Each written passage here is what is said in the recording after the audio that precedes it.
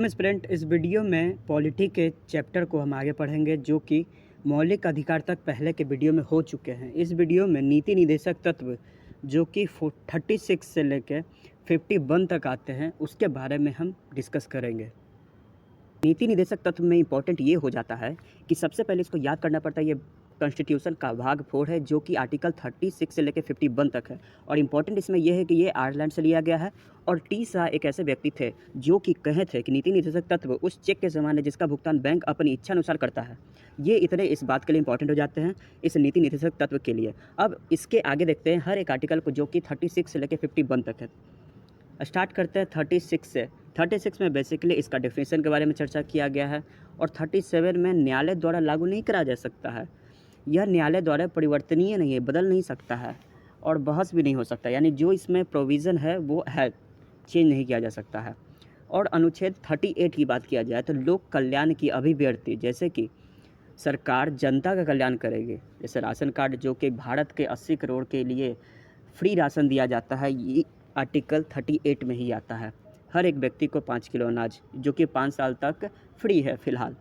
39 की अगर बात किया जाए तो इसमें ये प्रोविज़न है कि समान काम के लिए स्त्री और पुरुष को समान वेतन दिया जाएगा, कोई डिस्क्रिमिनेशन नहीं किया जाएगा।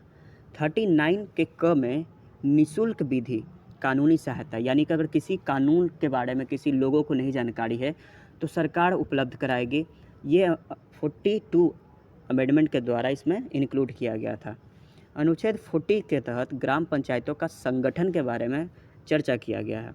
और 41 की अगर बात किया जाए तो कुछ ऐसे दशाओं में सरकारी सहायता जैसे कि काम, शिक्षा प्राप्त करना, जैसे कि वृद्धा पेंशन, विधवा पेंशन और विकलांगों के लिए साइकिल को प्रोवाइड कराना आर्टिकल 41 के तहत इम्पोर्टेंट हो जाता है, कंपलसरी हो जाता है। आर्टिकल 42 की बात अगर हम करें तो न्याय संगत कार्य की मनोनीत दशा तथा प्रसूति सहायता उपलब्ध कराना, जैसे गर्भवती महिला द्वारा कठोर शारीरिक श्रम न कराना, ये इसी आर्टिकल के अकॉर्डिंग होता है। और 43 निर्वाह योग्य मजदूरी, अर्थात इतना वेतन दिया जाए कि परिवार चला सके, तो ये एक ट्रिक हो जाता है दमन। 41, 42, 43।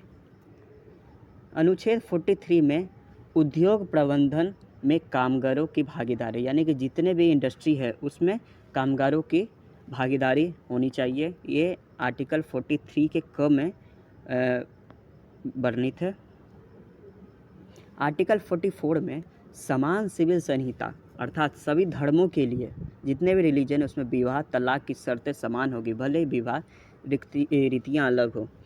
लेकिन कानून, अब यहाँ पे नोट एक देख सकते हैं, अपराध के कानून को, यानी कि अपराध जितने भी लॉ है उसको दंड संहिता कहते हैं, और चुनाव के कानून को आचार संहिता, जो कि 24 में लोकसभा के चुनाव से घोषणा होने के बाद आचार संहिता लग जाता है, जिसमें कि सरकार कोई नए स्कीम को लॉन्च नहीं कर सकते हैं।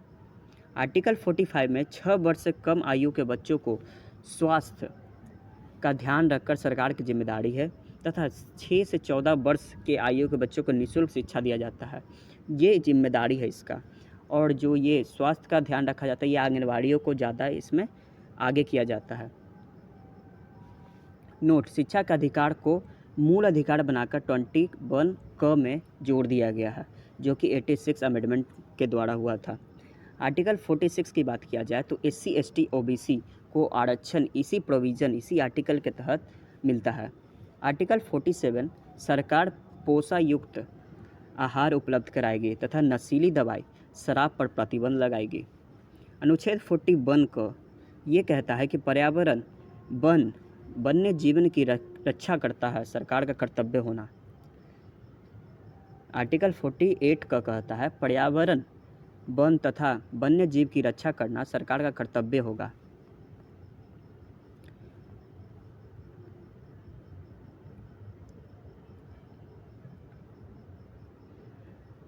आर्टिकल 49 ये कहता है कि सरकारी स्मारकों की रक्षा करना सरकार का कर्तव्य होगा, यानी कि देश में जितने राष्ट्रीय स्मारक है उसका प्रोटेक्शन देना, साफ़ सफाई करना, उसको मैनेज करना, ये सरकार के अंडर ही आता है। और आर्टिकल 50 जो कि कार्यपालिका से न्यायपालिका को अलग करना होता है, और सबसे लास्ट जो कि नीति निदेशक तत्व में आते हैं वो है 51 आर्टिकल। इस आर्टिकल के अंडर अंतर्राष्ट्रीय शांति को बढ़ावा देना और अंतर्राष्ट्रीय विवादों को मध्यस्थता द्वारा सुलझा देना। इसी अनुच्छेद के तहत भारत जो है यूएन का सदस्य बना था। आर्टिकल 51 इंपॉर्टेंट हो जाता है, यूएनओ के सदस्य बना था। ये कुछ इंपॉर्टेंट पॉलिटी के नोट्स है जो कि बहुत सारे एग्ज़ाम में, जैसे जितने गवर्नमेंट एग्ज़ाम है उसमें आते ही है, प्लस यूपीएससी का जो प्रीलिम्स है उसमें इम्पॉर्टेंट हो जाता है। तो इस वीडियो को फॉलो करें, शेयर करें, सब्सक्राइब करें और उस दोस्तों में ज़रूर शेयर करें जो कि गवर्नमेंट एग्ज़ाम की तैयारी कर रहा है।